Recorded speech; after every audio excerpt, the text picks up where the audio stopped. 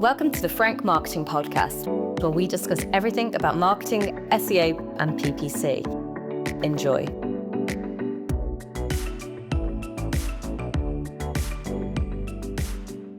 Hi everyone, I'm Zoe and welcome to the Forank Marketing Podcast. I'm the SEO specialist at Forank and host with Leigh Buttrey, who is the pay-per-click specialist.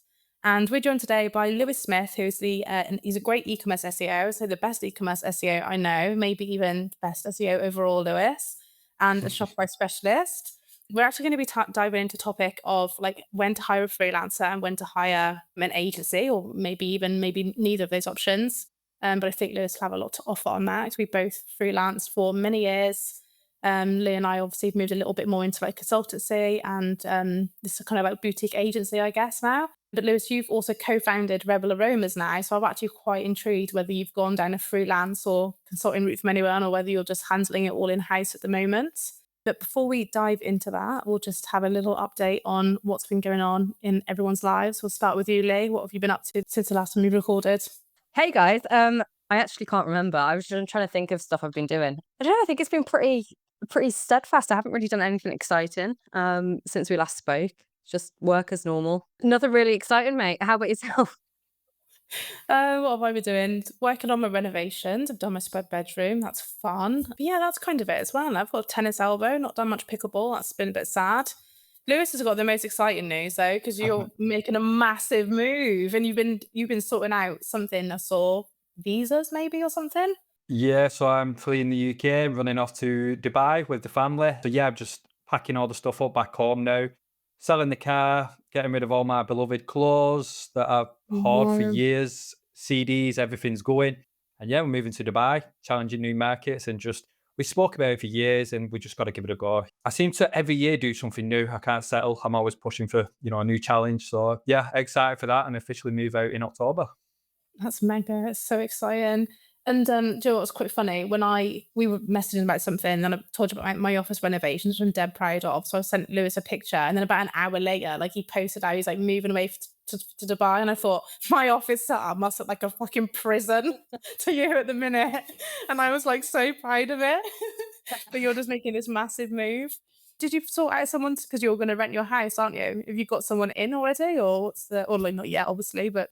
So put the house up last week and we got an offer yesterday to take it. So yeah, it's happened really quick, to be fair. So it's just like, I was in Dubai last week and it's just all a bit surreal. It's like everything's just moving forward. But yeah, you just got to roll with it, haven't you? Lewis, what made you like move to Dubai? I don't know the backstory. I went years ago, I probably say about 5-6 years ago, and it was like, we enjoyed it. Never realized I would move there. And then we went like a year ago and we went recently. Look, we went officially looking at Oman and then Dubai. And it's just like, obviously we've got a little one now. He's 1. So it's like, yeah, this is good for families. It's safe. They've got so much going on there. There's just like everything for families, stuff to do. It's obviously entrepreneurial. Tax, I'm not going to lie and say the tax thing's not a big benefit. It's tax free. So yeah, it just seems like the right one. And obviously we love travel. So it's in the Middle East. It's in the middle of everywhere. We can get to the Maldives, Sri Lanka. We love Asia. So we can do all the traveling around Asia again. So yeah, it seems like the right place. I think I love Bali, Thailand, but I just think that's a bit too far out. And obviously having the little one now, we've got to sort of think like the schools are incredible in Dubai. There's so much opportunity. So it just seems like the right place to go. So exciting. This is what happens when you can freelance. So this podcast is not necessarily for freelancers, although I did get some questions from them, but it just goes to show the opportunity and like the breadth of experience you're going to get that you could bring now to clients that I can't bring that sat in the UK, So that's something, isn't it, that a freelancer can bring as well, because you're just not stuck in one place, basically, in the same 4 walls. Well, unless you're like me and you've just renovated your office. I'm happy though. No, that's it. You've got to, you enjoy your space, don't you? But yeah, that's definitely one of the biggest benefits. Is we'll get into it in a bit of a story, but yeah, it's having the opportunity. Yeah, definitely. So Leigh, you've got some stats about freelancers and hiring freelancers. What have you got? I have, yeah. So, I saw this stat the other week when I was writing this agenda. So, according to LinkedIn, 73% of B2B marketers say they've hired at least one freelancer in the past year, but only 41% said they'd do it again. Um, what's everyone's thoughts on that? I thought that for me personally, it felt 41% said they wouldn't do it again. I'd wonder what that kind of gap is. What are your thoughts? I've got so many. Do you want to go first, Lewis? Yeah, I can jump in. The thing with freelancers, there's millions of freelancers, across different niches, different skill levels, different language barriers. And I think where a lot of businesses go wrong is they'll just hire fast, and we'll see it in many cases. They'll just go for the cheapest, and the cheapest freelancer that they think's going to get the job done. However, it's proven that that's not the best option. You need to hire experts that's actually care, that's got the experience. They've gone through these hurdles. You're hiring a freelancer for objectivity, where they can come in.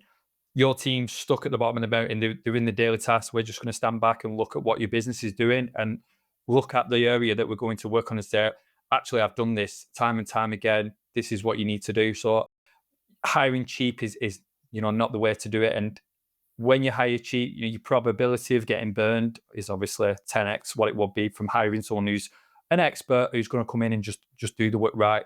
I probably see that as the number one biggest problem. It was the first thing that came into my head as well. Was I can guarantee that those 41% have hired probably cheap and basically like unskills. Or you get a freelancer and you hire cheap, I think, who can do the skill, but then like can't really bring anything else to the table. And I Yeah, get this, like, say design is I'm terrible at it. I can't really do it. I'm just rubbish at it. So I'll create an idea, like a brief, and then give it to a designer. And if in the past we have, like, say, hired somebody who hasn't really got the skills, they can design what I've recommended them, which is not going to be that good. But they also yeah, don't have the assertiveness to come back to me, who's hired them, to say, I really want to pull this apart and do something different. And here's why. And I think that's why people are going wrong. So they're hiring people who've got the skills, but not really kind of anything else surrounding that. Do you have yeah. any like additional thoughts on that, Leigh? I think when people hire freelancers, they tend to do it for a cheaper alternative, to be honest, which then you get into that crack of getting cheaper skill set or whatever that may look like. So I do think there's that barrier there of thinking freelancers are a cheaper alternative. And while some cases they can be, if you are hiring an expert, that price tag doesn't necessarily mean cheap, but maybe overall it would be cheaper than hiring someone in full-time employment. So I think that's probably to be said. Yeah, definitely. So, okay, so that's all makes sense. So, I guess was the next thing to cover then is when it makes sense to hire a freelancer, maybe versus an agency, or hire someone in house. So, my kind of knee jerk to this is I think freelancers generally freelance because they want to do a particular thing, or good freelancers maybe and expertise into something. That is why I became a freelancer, to be honest, 'cause I wanted to niche into like SEO, and that's what I loved and that's what made me most excited. So, but like if you wanted like an all-round marketer, I wouldn't be that person. I don't want to touch email, I don't want to touch social media. I can talk about it, I can consult on it a little bit, but it's not where my skill set really lies. So I would be good at doing, for the most part, that particular section of marketing. And that's kind of why we have ended up having more of this like I don't know what to I don't know what to call it really, like network of freelancers, or like if you want to call it like a boutique marketing agency, which maybe you could call it that, because I started getting inquiries for pay per click. Naturally, I don't want to do pay per click, but Leigh does. So you can like pull her in, and then you kind of get more into this kind of like agency thing, which can be good if you have like many things to do. I think perhaps the main thing is you need someone to project manage whatever you're hiring for, because even freelancers need some kind of project management to tie it all in. Otherwise, you've just got loads of different people working in silos and not really achieving anything. Any other reasons why you would hire the freelancer and not the agency or in-house staff? Yeah, for me, it's with freelancers. So say like us restarting a brand tonight, by 12 p.m. tonight, we could have a freelancer in Klaviyo, SEO, PPC, and they could be working on our brand tomorrow. You're hiring fast. And I see a freelancers when you're working with businesses, like freelancers can be with a business for 3 years, but you're just not that committed to hiring full time, and a freelancer still becomes a big part of your business, to become part of your Slack channels. They're Yeah. supporting you on email, they're getting on calls with CMOs, founders, etc. An agency is great where you're gonna have that collaboration. The agency is just not as much in the business, where freelancer really ingrains in the business and becomes a part of what that business is about, without being full time hired, when they're going to get them holidays, sickness, etc. So yeah, freelancers are quick. You can scale with the best freelancers. An agency is more just support all round. So you'd hire an agency. Like I was supporting a global e-commerce brand, and we got to a point, and an agency pitched them on. We'll give you the development, we'll give you the paid, we'll give you the email, we'll give you the SEO, we'll give you the all-in-one package, which is easier to sell to the founders, etc. And so they just went with that in the end. And I agreed. I said, if they're going to give you all that in one, rather than you managing all these subsectors, by all means go with this company. And yeah, that's the reality of it. But if you want to get someone in, like you mentioned, a specific area that's going to get you results, and you can hire fast and get a really good freelancer in a specific niche. Yep, definitely. That's a really good point. The way myself and Zoe work is with a freelance, like you said, Lewis, like we are ingrained in that business, and because we're not employed, like I think sometimes you probably overservice a little bit because you are ingrained in it and you want them to succeed, they keep you on. So we definitely feel like having a freelancer, it's not a complete it's not employment. There's no sort of barrier from that side of it, but you do get that sort of personable interest into it, and a sort of that shared interest in making the business succeed. Whereas an agency perhaps, whilst has more experience or a more expanded team, not experience, a more expanded team and supported, and you can do everything in that, you don't get quite that personable aspect of it either. I think ages are a bit more boundaried as well, actually, because they have to be, because they are also hiring as well. Whereas when you've got a freelancer, like I know as much as you do, you set a scope, and you should set a scope and everything. And I should be careful not to always advertise this, but like if one of my clients needed something and I know it's going to push my work further as well, like I'm probably just going to go and do it. And I'm not going to like make it an add-on, because you just want to keep moving. And I can't be bothered sometimes, especially if I've been with someone for like 2 years and they've like essentially like fed me for that time, like paid my mortgage, got my office renovation done. Like I'm just going to push the boat out a little bit and do it. Whereas I think that's Yeah. hard to do when you're in an agency, because they've got, they've got to pay the person to do it. Whereas I don't really have to, I just lose a little bit of an hourly rate, if that makes sense. It doesn't really cost me anything other than my time, but it's a pleasure to give it, if that makes sense. Whereas an agency, you're going to get a bill for everything. And it's a really good point. Is obviously we've been doing this now for years, and we've had so much experience across different niches, different brand setups, team setups. So I could quickly come into a new brand now, start working with them, and quickly see opportunities in the business that's not specifically tied to like Shopify or SEO. Why are you ignoring email? You've got so much opportunity here, or so much opportunity here. And then you could be up at 10 o'clock on a Saturday, look and finding these opportunities, and getting an email ready, or just pinging something in the Slack channel. And that's them sort of outbound services where we're just coming in, morally caring for the company, because we've seen this many, many times, on opportunities that they can just push more revenue through the business. And that's when you hire. It goes back to that first point of hiring cheap freelancers versus freelancers that's going to care and who's been there and jumped them hurdles before, because they don't know they're hiring for that. If we go in and work with a brand now, we say they've got so much opportunity here with these pages, or this sub marketing channel, or social media. They're not hiring us for that, but we've had that experience to see what works in their niche, and that could be a game changer for their business. Yeah, definitely. That's Leigh. There's a good example of this actually, because Leigh did this literally a couple of weeks ago, where one of our clients wasn't replying to their contact forms. So we were getting all these leads in, and that between marketing and sales, there was just a complete breakdown of communication, to the point where the leads weren't getting followed up.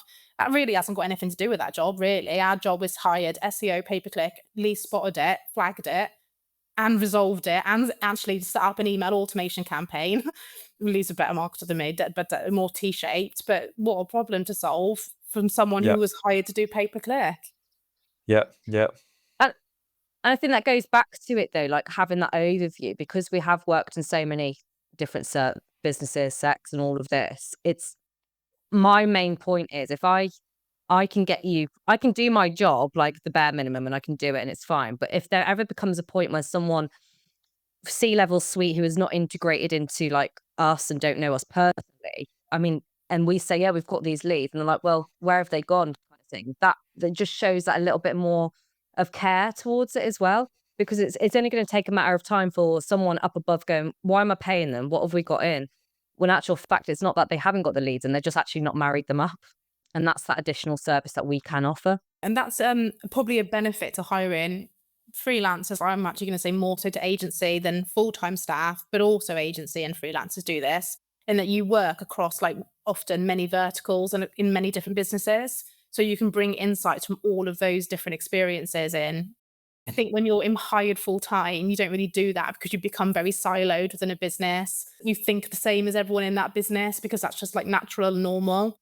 But when you're touching loads of different businesses all the time, maybe in different verticals, you can bring all sorts in. That's one of the reasons why I didn't niche for many years, actually, because I just found what I was learning in one vertical, I was bringing into another, and it was kind of being missed in this particular vertical, perhaps because it wasn't being done by anyone. So all the competitor analysis was just like the same.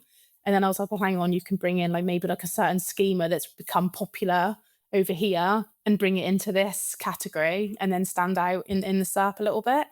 Is there anything else we would add to when to hire freelancers or agencies or full-time staff? I guess if we were to run a business now, when would be like the optimal time to, and where's appropriate? And I think this kind of ties into our last podcast though, with maybe small businesses, when you don't have the budget, you haven't got the certainty of budget to maybe hire someone full time, that a freelancer can actually be there and support you for even a short period of time. They can help you set up something if you haven't got that resource. I think that's a really good opportunity for hiring a freelancer, especially if you don't have to have that commitment. Yeah, I think commitment and definitely speed. Like one of the biggest wins for us at Rebel has been speed. Just idea, get it out there, let's run with it. So with an agency, you might be back and forward. Like I said, if we decide like we want to hire someone tonight, right, let's just run with this channel. Let's have a go at it. Let's get it up and running. Put some budget to it and test it for the next 4 or 5 weeks. Let's get this person hired tonight. Get them on it tomorrow. Give them access and let's see how they roll. Let's tell them what they want. So it's a good way to almost you're testing. We test content, we test pages, test hierarchy. There's so many things we can test. Why not test the channel with a freelancer? Hire a good freelancer's proven, it's got results.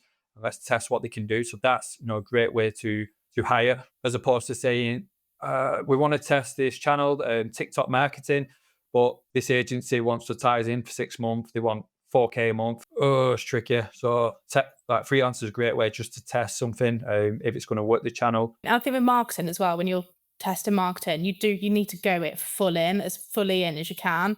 Like there's no point being like, I want to test TikTok and then posting 1 video a week and then just putting that out there. Like that's not enough, is it? So you can hire someone to come in, take it by the reins, push it for whatever you said, month, 2 months, whatever. Yeah, just run with it. Go hard and fail fast and do it that way. We were speaking to someone the other day actually who's doing organic social media, and they've been doing like 4 posts a week, but it's not proper marketing. It's like the platform's covered. And they're using an agency actually. And it's just kind of like, that's the deliverable. They're going to do that. And it's not really doing anything. It looks lovely, but it's not making the money. Whereas someone who was a bit more like sophisticated and more of an expert in that would drive that a lot harder and be able to prove their worth as well. I was just going to say, just on the back of that, like it's having that flexibility that agencies tend not have, because you get in a pecking order, there is a production line, you have to go into the bottom of that as well, especially if you want to sort of make that fast turnaround. So freelancers can be that opportunity to be a bit more proactive and a little bit more reactive as well. Yeah, it's a great point. So you're using freelancers for Rebel at the moment then? As well, yeah. So freelancers, we've tried and we've found, we've changed a couple of freelancers along the way, and we've got a good team now. So yeah, we just know the value of it, and we know we can, say what we want to do, and push some resource to it, and just get it up and running fast. And that's with everything that's going on in marketing, AI. It's hard to get traction online now.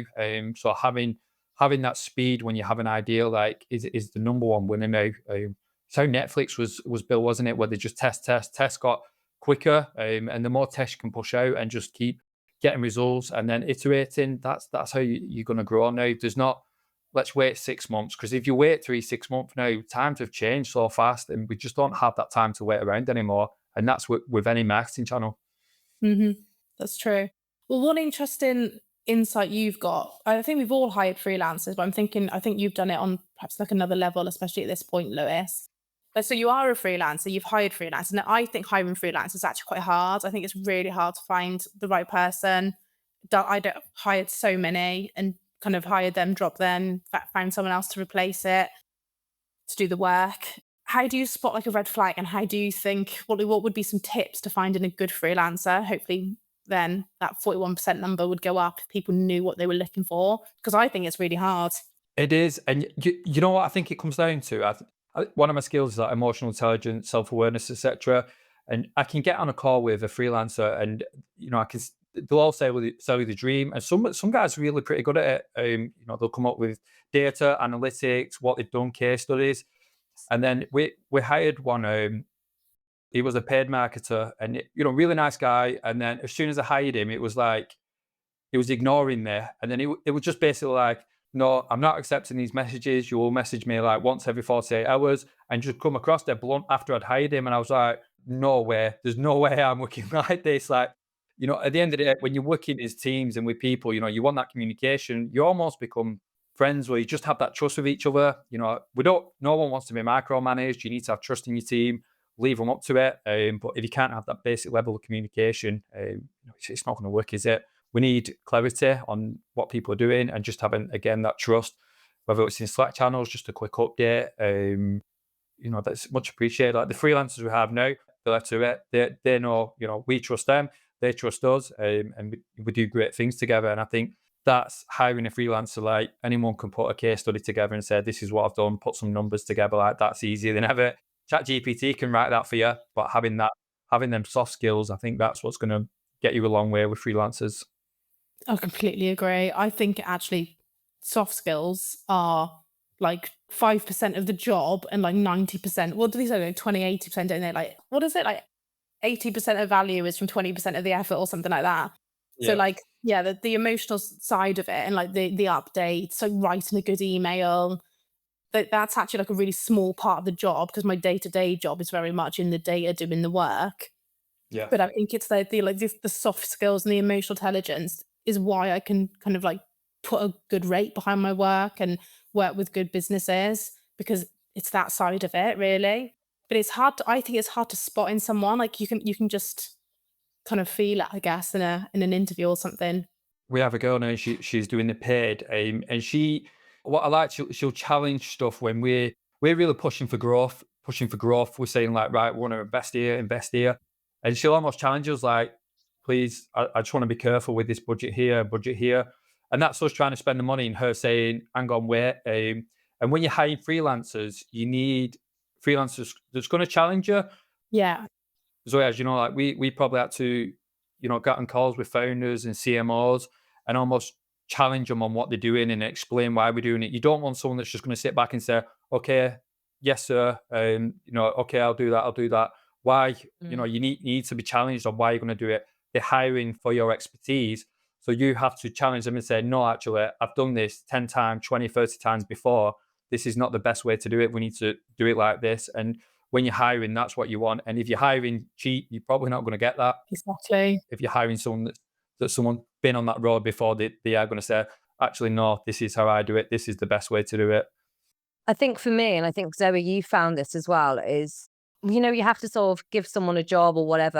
I find it really difficult, and I suppose it's because I don't work that way either. But when someone just goes off a task list, like I need that more, that thinking outside the box. I need a bit more like to it, like, because I can hire someone to just be a task doer, and I think that's the difficulty, is like it's having that person to just come out of their shell a little bit, come out of the box, come with new ideas and be a part of that. And actually that's when you sort of get that more excitement with the conversation, they get more integrated. And I think that's what I've struggled with finding, is just someone who's not just a task doer.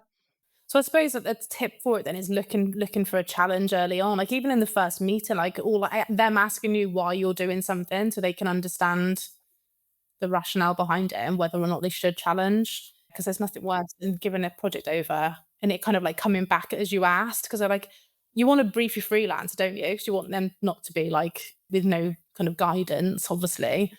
But yeah, if I'm hiring a designer, it's not because I'm good at design. It's because I want it to be good.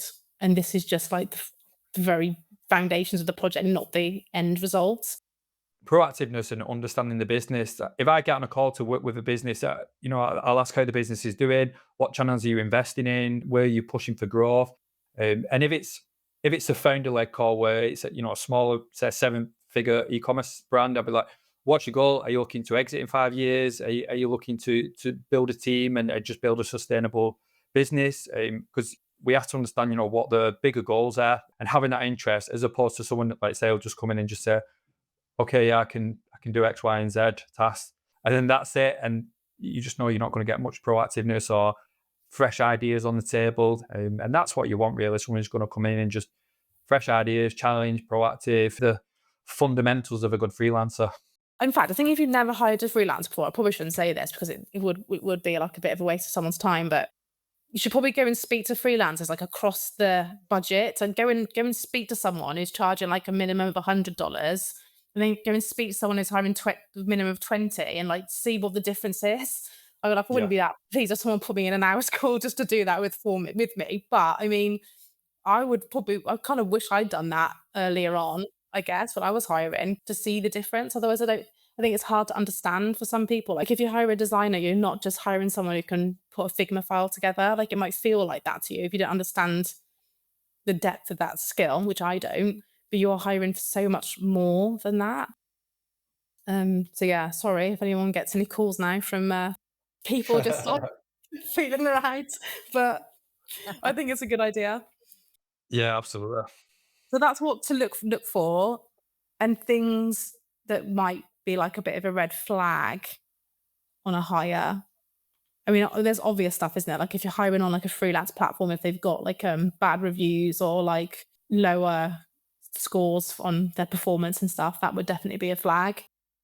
Just a quick one, I guess, is where would you find a good freelancer? I mean, I'm no longer really on Upwork anymore. That's where I started off, but I'm not on that anymore. Like Lewis, where have you found that you found good freelancers?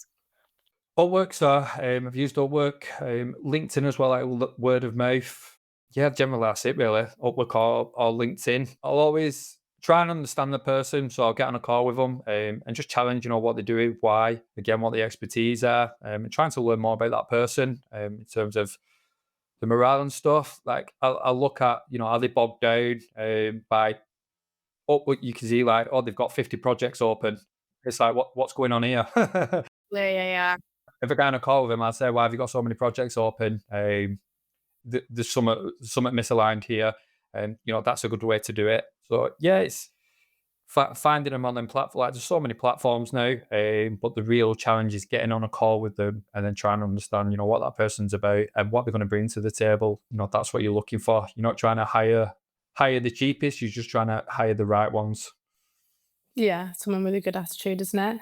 I think, Yeah. yeah, I think Upwork's great. I've hired loads of freelancers on Upwork. I do like to like cross-reference with their LinkedIn though, because I think maybe it's a little bit of a blanket statement, but I think someone who's posted on LinkedIn is someone who is really invested in their craft, because that's where you go to like share your knowledge, isn't it? For me, LinkedIn has always been a bit of a passion project. Like I just started sharing stuff because I loved it so much. I just wanted to write about it. And that's kind of carried on. So maybe that's a little bit of a kind of like a vote of confidence for someone if they kind of bother enough to do that. Or maybe even someone who has like a little side hustle in what they do as well. And I think that can be good. I don't think that's essential at all. But I think if you can't leave something alone to the point where you've got your own little projects that you're doing with your skill, I think that's probably a good sign as well. Yeah, definitely. It's so when if a brand reaches out to me on Upwork, I'll say they'll say, "Oh, past experience," and I always say like, "Go and have a look at my LinkedIn. Like, I've been posting for around 3 years now. Like I talk daily on what I believe in, what works, Yeah. etc." Probably going to get a lot more there than this little box that you've requested. Past experience. Like there's so much you can give us in there, and I think that's the value of like posting on LinkedIn consistently because they get your mind process, like how you work, what you believe in, and that's goes back to the point of getting on a call with someone and trying to understand what they're about on a 10, 20-minute call, isn't it? If they're posting on LinkedIn for years, you can see what that person's really about and how they work and what they believe in. And people who don't have that, it's hard to sort of justify what they are about. I suppose it goes to building a personal brand, doesn't it? And having that credibility and trust. Yeah, definitely. And I suppose someone on LinkedIn who's stuck with something as well, or, like for us, it's been SEO for like years now, isn't it? Whereas some will flit around, perhaps following different, trying to offer everything and maybe not being the expert in one particular thing. That I think is what you do need from a freelance, really, is someone who's a bit more niched in what they do or what they deliver. Yeah, absolutely. What's your thoughts on a good one? So say you hire a freelancer and then depending what it is, like they make mistakes almost straight away. Oh, I think there's a line between it depending on the mistake, but I think if it's something that's been overseen and they've actually recognised it and taken accountability, that's fine. I don't mind that so much. If it's a huge mistake, like they've absolutely effed up budget or whatever, and they're running a PPC campaign or whatever, that's huge because that shouldn't have been overlooked. But something minor, I'm happy for as long as they've taken accountability and understood it and realised where they've gone wrong and learnt from it. Yeah, that probably is the key there, isn't it? Is accountability. Mind you, I do really dislike like sloppiness. That really grinds my gears. But I think that's quite personal, and I have to remember that. Like my brother always says, like anything you do, it's like the final 5% makes such a difference. If you're going to hand me a document, like just format it nicely, and I would get quite irked if it wasn't. I think it would be a bit of I would perceive it as like a bit of a sign of disrespect. Like I've hired you, like care about me a little bit because now I've got to go and format it or whatever. And I really bring that into my own work really seriously. But I think, yeah, if I flagged it, I actually had a deliverable off a freelancer once, and it was awful. And I actually didn't write that, but I wrote back and said, you've charged X for this. Like, does that look like a deliverable of that value to you? And she replied to me, said, no, it isn't. I'm really sorry. And she turned it around and it was fine. Yeah. And she did a really good job. I think she probably got busy, overwhelmed. But like you said, Leigh, she took accountability, and we have worked together ever since. And it's been it must have been 4 years at this point. And I would recommend work to her as well. What are your thoughts on that, Lewis? No, I agree. I think the accountability is there. And it's that proactiveness. I think the red flag is if you pull something and then straight away you get friction from that freelancer, you just know it's not right. But if they say, you're right, I'm going to take that away, I'm going to improve it. Having that accountability, you build that trust instantly then. And then you can trust that they understand what they've done wrong. And in the future, they're going to look out for that. And I think if we all work like that, if we all, every piece of work we do, if we sit back just for 10 minutes and say, is this the best I can do here, or can I improve this 5%? Just that poster in the background now is that 1% extra. How can I make this just that slight bit better? And if we did that every time, we'd all create better work. So yeah, if they create friction, probably not the right person. But if they are going to have that accountability, take the work away and improve on it and come back, it shows that they care and they want to improve and they want to get better. And they're the type of people you want in your business. Yeah, I completely agree, because it's a funny relationship, isn't it? When you freelance with someone, because like it's a business relationship, isn't it? Like there's a scope, you're going to deliver that scope, and like, but if you sit too heavily in that camp, you're not going to build a relationship. Like going back to what I said earlier, like if someone comes back to me and said, "Oh, it's really lacking here," just because it wasn't included in the scope, as long as it's like somewhere in the remit of reasonable, I'm just going to sort it out. Hopefully, I would have considered it, before I delivered it. But you said there about like the extra 1%. That is something I take into, and I'm not joking. Every single piece of work for the last 5 years, I complete the work and then I say, I'm going to love that for 20 minutes, and just formatting it can make such a difference. And I'm doing it now. Actually, I've got a deliverable that Leigh and I've done together. It's ready to go. But I will, after this podcast, spend 20 minutes just to an hour on it and just, I don't know, love it for a minute. And then the client will get it and it'll be the best possible deliverable, and it won't come back with amends. I know it won't. Zoe, that's an important bit actually. Being a freelancer is it's my work, right? This is my name on it. I can't hide behind an agency. So I think if you're not putting 110% in to your own work, like what does that say about you as a brand? Because people are going to remember you. They're not going to remember the agency or whatever, Sorry, they'll remember the agency. They won't remember you. And I think that's one of the key things that people have to remember as a freelancer is you. It's only on you. It's on your shoulders. And And that's what I think's really important.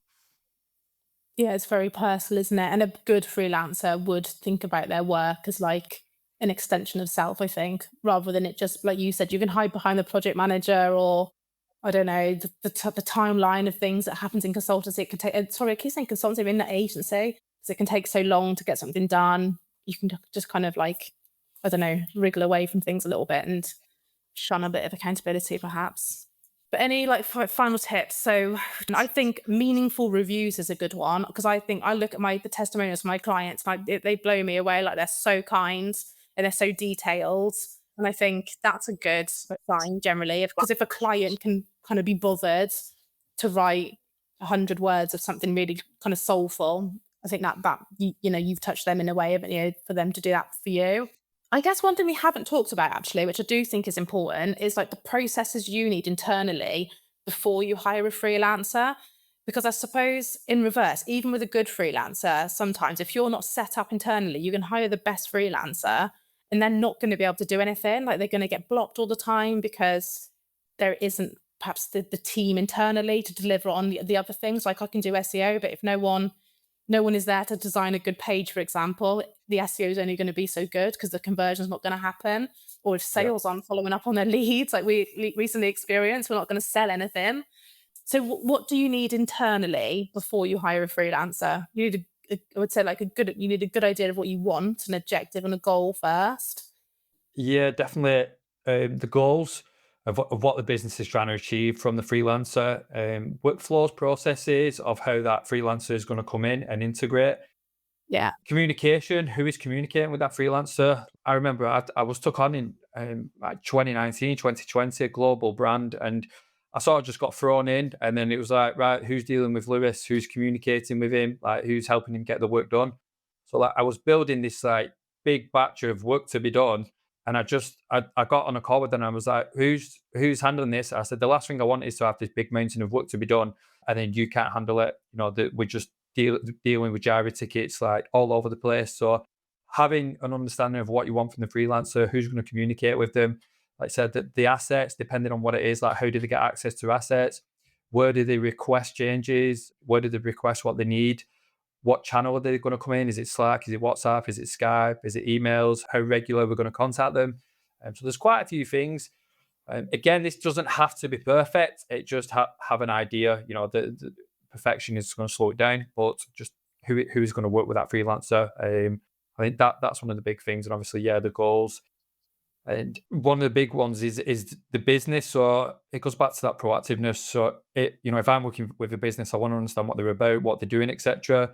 So that freelancer should be able to learn about the business. You know, who pulls the strings, who do they contact if they need something moving, and docs, etc. Like there's so many little micro things to hiring a freelancer, and a lot of the time it's probably missed by brands. As we know within SEO, you know, we get bots in a corner to get changes done. But having them process in place, I think that's what's going to get the needle moving.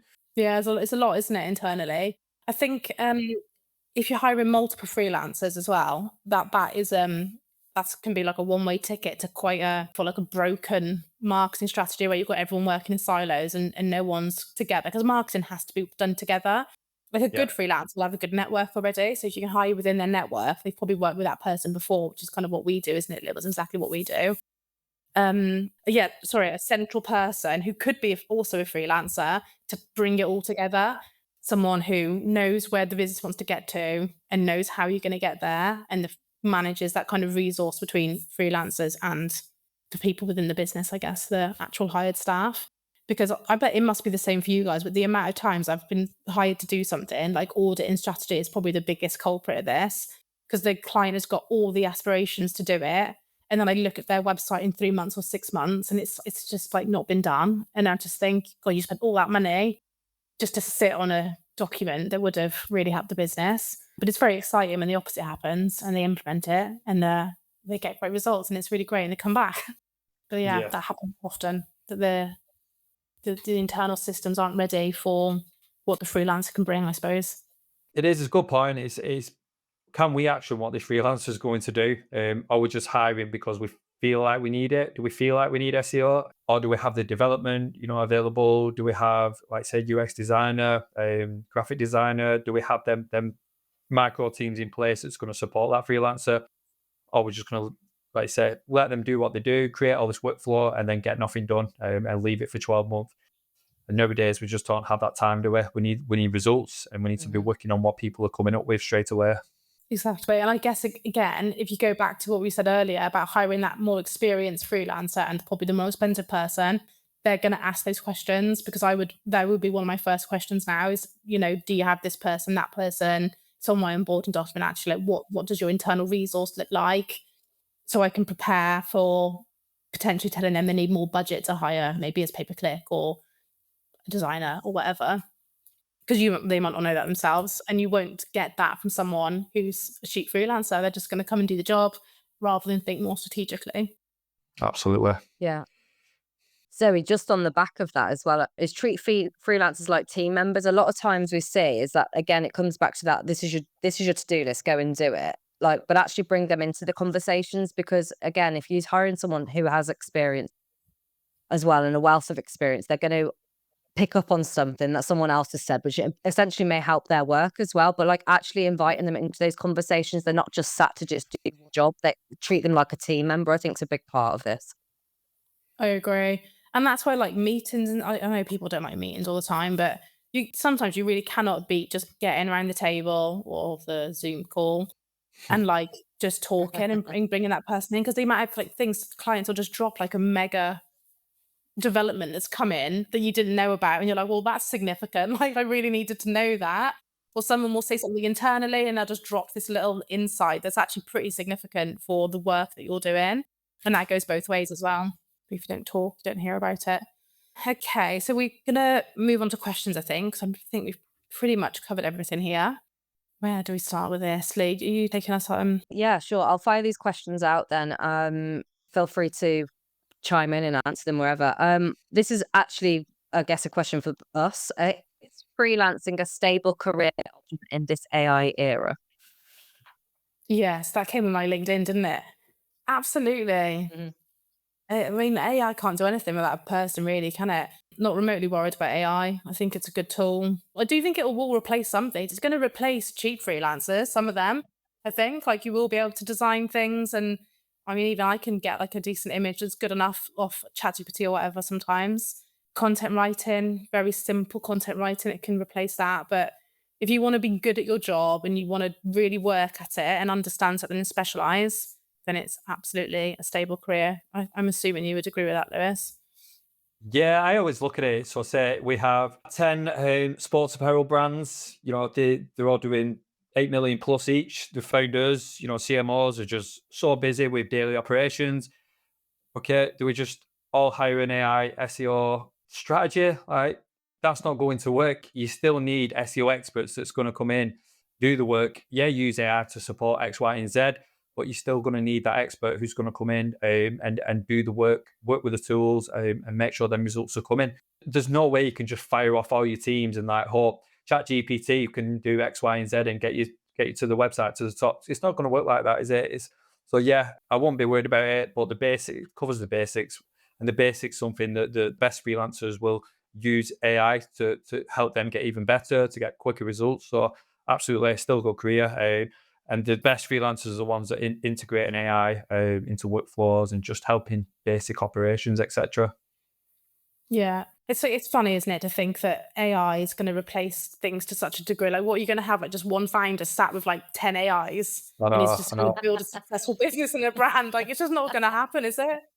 You're not hiring, this goes back, you're not hiring just the task. The AI might be able to do the task, but it's not going to bring proper strategy or proper thought or... No, you see them LinkedIn posts I created this AI agent and made 200 grand salary back, fired all my teams, and it's you're a scumbag. You've never worked with a team. You don't understand how marketing works. You probably never worked with a brand. Absolute garbage. And it's the state of the industry. It's just hooks, isn't it? Clickbait hooks. It's oh, he's fired a full team. This must be a good agent. And it's come on, man. If you've got any sense of how this game works, you know that's not true. Yeah, totally agree. Okay, next question then. This is again from your LinkedIn, Zoe. Why is an agency so much more money than a freelancer, and how much is worth it, and what is it if it's just a rip-off? It's quite a good question, isn't it?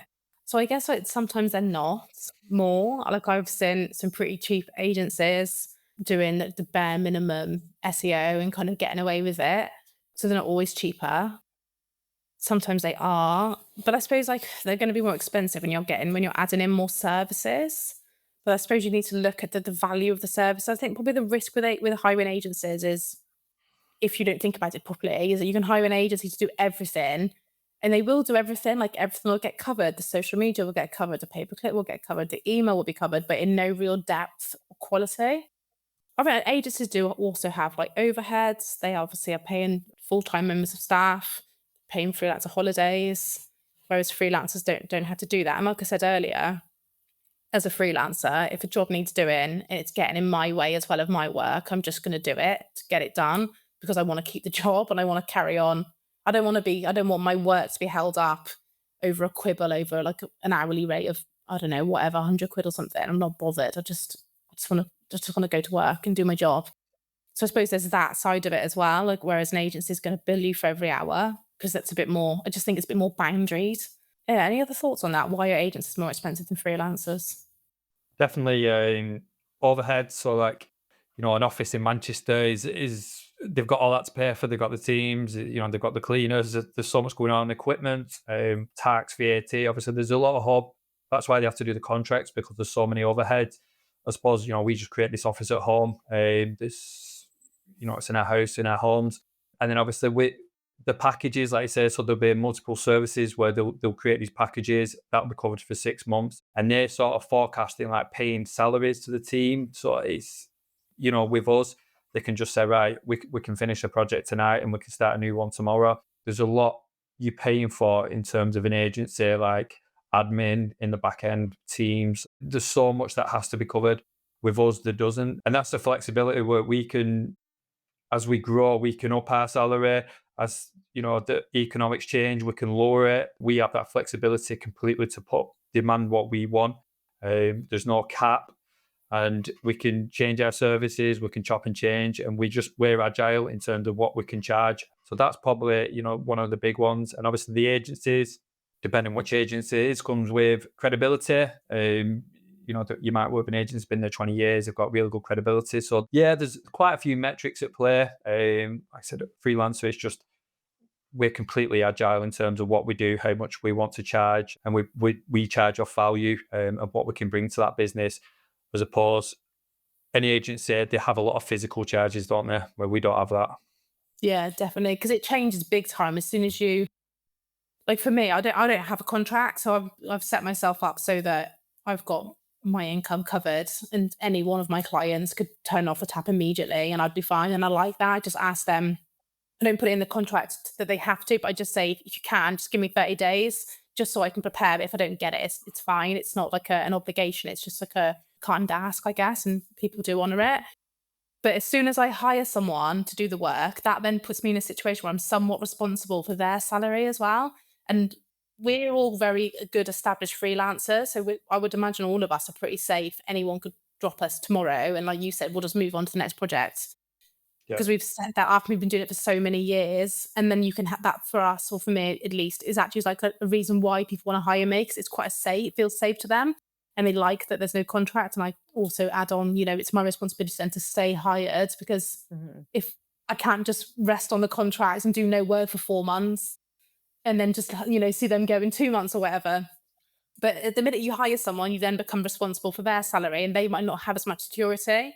So then I might start putting in these caveats into contracts, like 3 months or something, because maybe I've got to make sure that so-and-so gets paid or is safe, Does that make sense?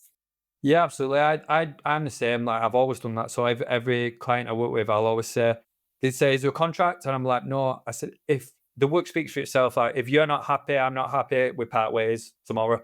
And I love that flexibility. Like, I used to go to a gym near me, and they worked with a well-known agency in Manchester. And he got such in a bad place with them, and he was ringing, like they said, oh, we've just not had time to do your work this month. And then he was getting an account manager, didn't really know SEO. saying like, yeah, no, you're in a contract, like basically stuck with us now. And he's been told he's too busy to do his work and he's still in a contract. I'm like, what a shit place to be Mm. in. I know, I'm like, I'd hate that. I'd hate to lock a company in and say, we don't like each other. What growth is going to be built there? Absolute friction, and it's just not going to work, is it? And that's personally why I don't believe in contracts. I feel really strongly, to be honest. Yeah, I think for me as well, I don't get always good clients either. Sorry. So it saves me having to work with someone I don't want to work with. Yeah, definitely. I agree. I've tried avoid the bad clients, and every now and again one will slip through the net, and I'm like, oh man, you're hard work. And I'm like, just difficult people. Like, I like working with people that I can get along with, because that's where growth is built, isn't it? You don't go to war with people you hate, and it's that's what businesses are built by, having that trust, that communication. And if you don't get on, then that friction's there. You're not going to have that communication, and you're not going to come with ideas to the table, because there's always going to be that negativity. So that's definitely a big one. Yeah. Yeah, and all the best relationships in life are like very free, aren't they? Like Leigh and I have been friends for many, many years now, but like she could leave, she could leave me if she wanted to.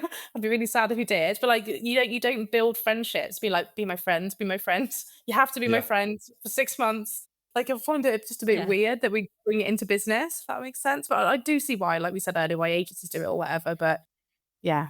And once you have that trust, that relationship, it's like, I'd probably say that us three could work together on something, and we'd probably have that friendship to say, you're doing my head in on this, like, you're really frustrating me, because we'd Yeah. have that trust to say that to each other. And that's what, when you have a good relationship, isn't it? Where, you can all come with ideas, you can come with new tests, etc.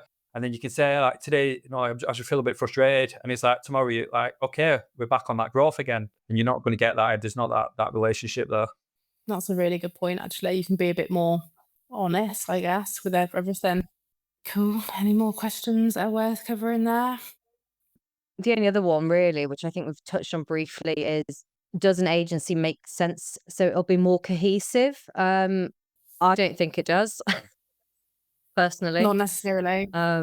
It should do. Not necessarily. It should do. That's exactly what it should do, but it doesn't always, does it? I don't know. I think an agency is great, and I think sometimes, if you need to pull on resources that you can't do and a freelancer can't do, I think an agency has its place. Does it mean it's more cohesive? Not necessarily, especially when some setups in agencies, historically, you've got account manager, project manager, you've got one team doing this, one team doing that. I think it can work well, but I think there's too many. Sometimes I feel like there's too many different lines of communication that then things can get the wires crossed sometimes. Not saying it's all agencies by any stretch of the means, but I do think it doesn't necessarily mean it is cohesive in an agency. Yeah, there's the place for agencies. I just think, especially now with how much marketing is demanding, in terms of resources, skill development, just there's real good agencies, and then you've got some who sort of like, I've been hired like to go in and look at their SEO, and I just think, and they've got a lot of clients, and I'm like, this is crazy. Like, you're so behind on times. And there's a client. So I got hired off a client a while ago, and they worked. I'm not going to call them out, on one of the most famous SEOs in the world. And they sent me, like, they was dead like with me, like, yeah, we've been working with this guy, and yes, like, our SEO has been top tier, like almost like I'm below it. And then I come in, I'm like, oh, is that what you've been working on? I'm like, Jesus, like, so No. basic. But yeah, there's some good Yeah. ones, but there is some that's like stuck behind. And with everything going on there, you've got to keep developing. And I think that's where freelancers have that. Like, we can go, because now we can go and sit for an hour and go and learn, because we're not tied to time. Again, tonight we can go and learn. We can learn whenever we want. We can create our own mini courses. We can read books, podcasts. We can do whatever we want, and we have that pressure on us to keep learning, because we're a freelancer. And if we don't stay ahead of the game, like, we'll just lose our cash flow, we'll lose our skills, and we'll lose our clients. And obviously then we're back at agency. But Yeah.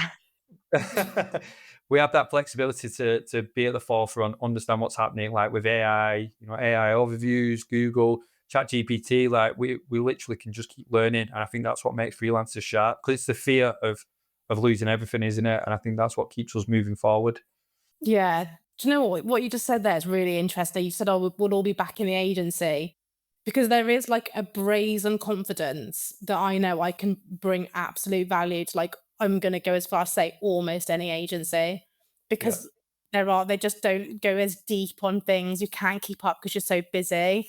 So that yeah. says a lot, doesn't it? Like that kind of probably gets a point across of what we've been saying.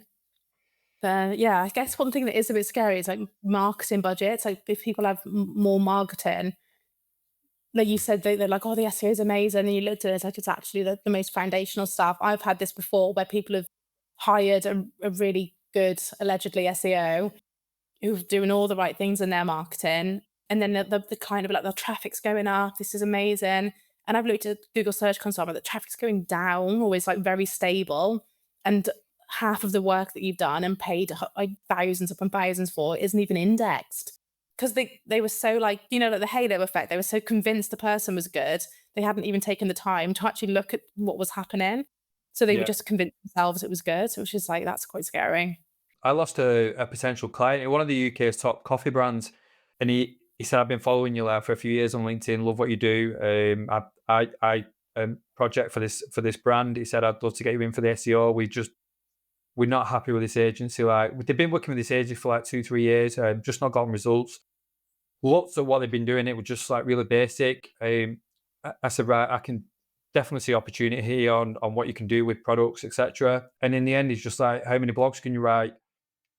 And I just want to let you know, like there's so much more we can be doing as well. I don't want that to be a big factor like X amount of blogs at the moment. And he just said, "No, we're going to stick with the agency." And I was just like, okay, hi, just because of the blog count.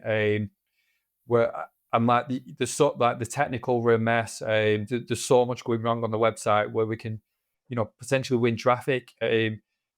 And again, that's a freelancer, like having that experience to say, this is tailored approach, what you need, not just an overnight quick package.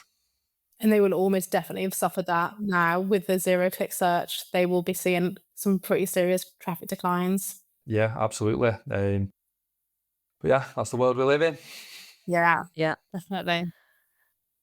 Yeah, I think just one last point before we kind of wrap this up. I think people, especially larger companies, get so wrapped up on like what that deliverable is. They want something Yeah. tangible. So they're like, we need 4 blog posts to pay for this. And it's like, there's so much more than that. And that's not tangible. Yeah, I think people just get so hung up on that. No, that's a good. We used to do deliverables, but like I find myself as well, where I was like panicking about like getting the 4th blog post live when something else over here was screaming. So I kind of say to my clients, this is roughly what we're going to do because this is roughly what you need. But I don't want to be so stuck to a deliverable that you just lose sight of the bigger picture and what's going on. Whereas like agencies, because they have to manage staff and like wages and stuff, you need to know what everyone's doing to scope and pay the right people, I guess. Whereas when you're a freelancer, you don't have to do that. I try and take, like, if I get on a client and you say I'm deliverables like 4 or 5 blog posts, and I'm like, okay, here's the market share, like you versus competitors. You're down here, like the top competitors up here. There's a lot more that we need to be doing. There's so much, like in terms of landing pages. We'll look at user experience, intent. Like as you know, there's so many different things we can be working on. Yes, by all means, let's put that as a deliverable, but there's just a lot more we can be doing as well. And that's when you hire a good freelancer. That's when you'll challenge them. You'll challenge the founder or the CMO who's ever hired you and say, we need to be working on this. This is what you need. I've been doing this now like for 10 plus years. And from my experience, you need to work on X, Y, and Z. As if you get a cheap freelancer, they'll say, yeah, I can do that. And then just do them basic, like we said, task ticking. Yeah, definitely. Yeah. Well, this has been a great discussion point. I think just to recap key points then, we think freelancers are a very powerful asset when you pick the right one, with the right structure and with the right expectation. Clear briefs, honest communication, and good onboarding are key for this. And then also knowing how and when a freelancer is the right fit. All good takeaways from this podcast. We will be wrapping this up now, and we're going to look forward to seeing you on the next podcast, which is going to be called Why Sales Aren't Linear. So thank you, Lewis, for joining. I hope you've enjoyed talking about this, and thank you again for your time. It's been a pleasure finally meeting you. I know we've only met on LinkedIn, so thank you for that. No, it's been a pleasure. Thanks for having me on. Long time coming. Yeah, thanks, Lewis. Appreciate it. So, yeah, go and find Lewis, myself, and Zoe on LinkedIn. Follow Lewis. He's absolutely amazing. What he doesn't know about e-commerce SEO isn't worth knowing. But yeah, let us know your freelance horror stories or success stories on LinkedIn, and we'll look forward to seeing you on the next episode. Thanks, Leigh. Bye, everyone. Thank you for listening to the Forank Marketing Podcast. We'll be releasing a new episode every month, so don't forget to subscribe and leave us a review. We look forward to seeing you on the next one.